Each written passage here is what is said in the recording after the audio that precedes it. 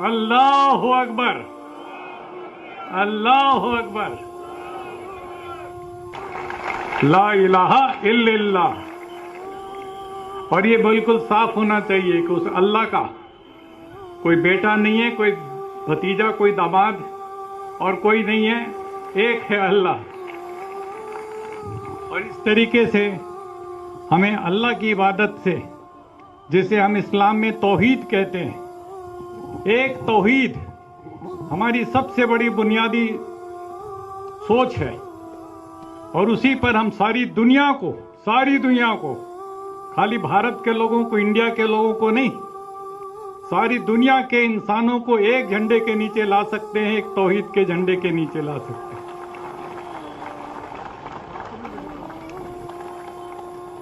और जब हम अपने पैगंबर को याद करते हैं, इस्लाम में पैगंबर इस्लाम को,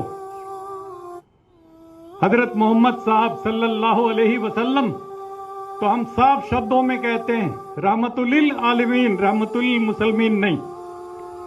इसलिए सारी दुनिया और उसके लिए करुणा, उसके लिए दया, उस पैगाम को लेकर के जो लोग सारी दुनिया में, इसलिए इस्लाम खाली मुसलमानों का नहीं है, पूरी इंसानियत का मजहब है।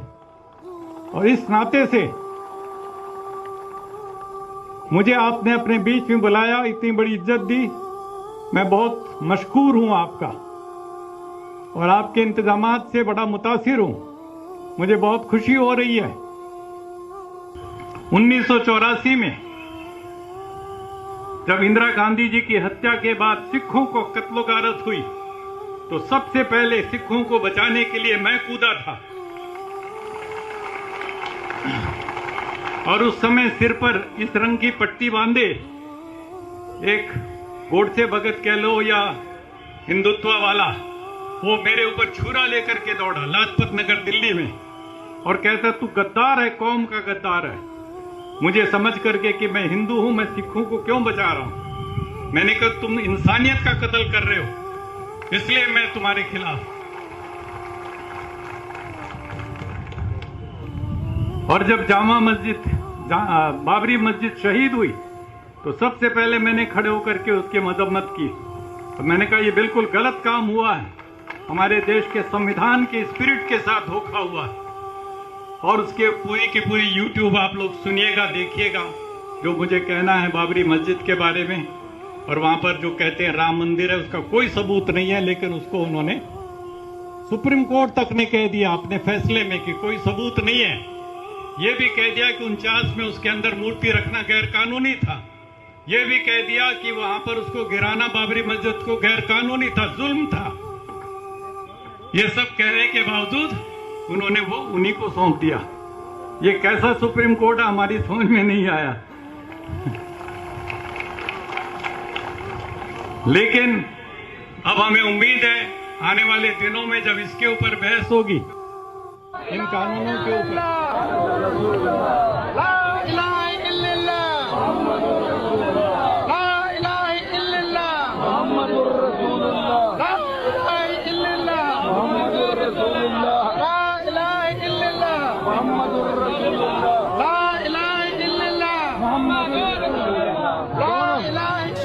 माफ कर देना चाहिए।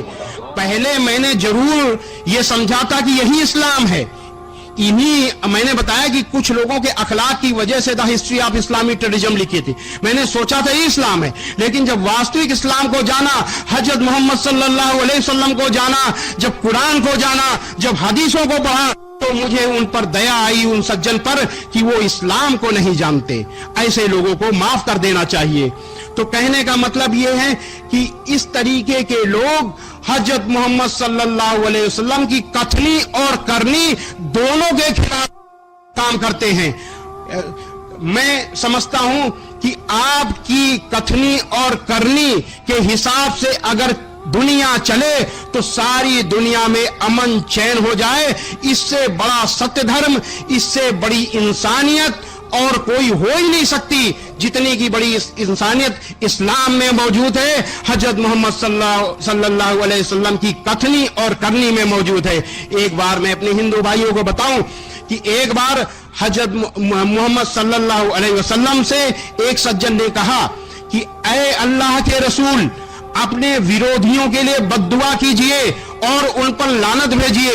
अल्लाह के रसूल सल्लल्लाहु अलैहि वसल्लम ने कहा कि मुझे अल्लाह ने किसी के लिए बद्दुआ देने के लिए, किसी पर लानत भेजने के लिए नहीं भेजा, रहमत के लिए भेजा है। और कुरान मजीद में अल्लाह का आदेश मौजूद था।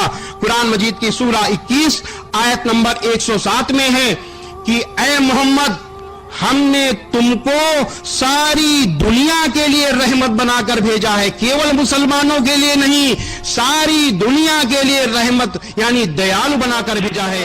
अल्लाह के जब तक चलोगे ना थोड़ा भाई थोड़ा मुंह बड़ा वीडियो पकड़ो भाई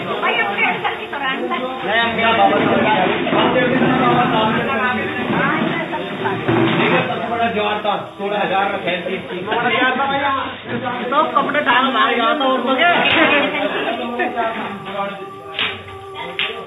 हमारी बैठ बैठी पक्षी साढ़े अरे दरवाजों तो ठाकुर था विराज में ठाकुर था जब विराज में ठाकुर था भाई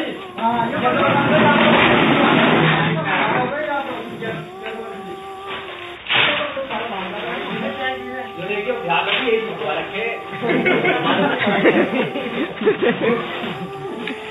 परमात्मा रविदास जी ऊपर उनके माता पिता कौन है बताओ। अरे जब भी नहीं देखा था इनके माता पिता कहाँ से आ गया भाई। वही तो बात है ना।